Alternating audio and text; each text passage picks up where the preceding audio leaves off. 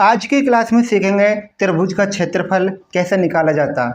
उससे पहले हमें जानना होगा कि त्रिभुज कितने प्रकार के होते हैं। तो देखिए कुछ त्रिभुज मैंने बना रखे हैं जो कि आपको इस वक्त दिखाई दे रहे हैं। तो पहला त्रिभुज लिया मैंने समकोण, दूसरा लिया है समद्विबाहु, तीसरा समबाहु और चौथा विषमबाहु। समकोण जिसमें कोई एक कोण 90 का बनता हो समकोण होता है। समद्विबाहु का मतलब जिसमें कोई दो भुजाएं बराबर हों, और समबाहु में जिसमें तीनों भुजाएं बराबर हों।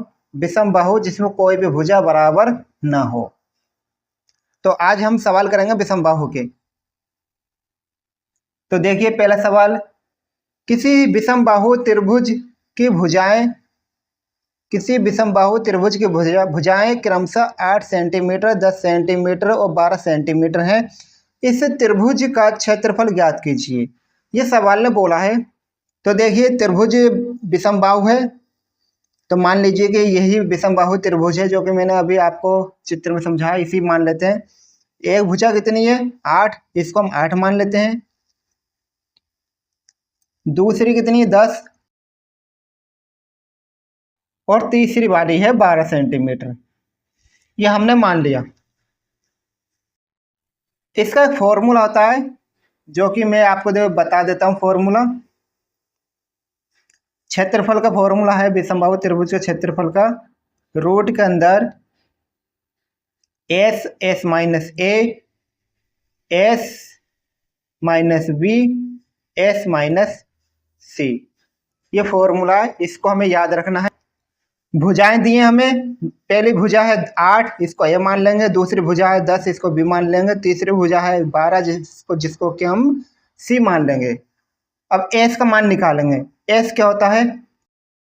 एस होता अर्ध परिमाप। परिमाप जानते हैं आप? परिमाप का मतलब है तीनों भुजाओं को जोड़ लो, वो परिमाप होता है। अर्ध परिमाप का होता है उसका आधा कर दो। तो पहले परिमाप निकालते हैं, फिर उसका अर्ध परिमाप निकालेंगे। तो भाई परिमाप निकाल लो। पहले परिमाप निकालेंगे, क्या होगा? ए प्लस बी प्लस सी परिमाप हो गया। तो ए का मान 8, बी का मान 10, सी का मान 12, हो गया 30। ठीक है ना। अब हमें क्या चाहिए? अर्ध परिमाप। तो अर्ध परिमाप लिखते हैं एस से, तो ये हो जाएगा 30/2 यानी कि 15। ये एस का मान आ गया 15। अब इस फॉर्मूले में लगा देना एस का मान। तो यहाँ लगा दीजिए, एस का मान लगाएंगे, कितना आएगा 15, और 15 यहाँ भी लगेगा। ए का मान 8, एस की जगह 15, बी का मान 10, एस का मान 15, सी का मान 12।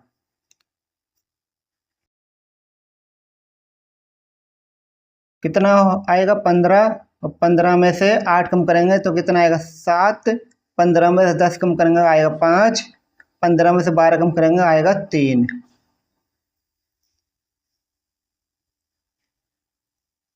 अब अंदर क्या बचा? 15, 7, 5 और 3। ठीक है ना।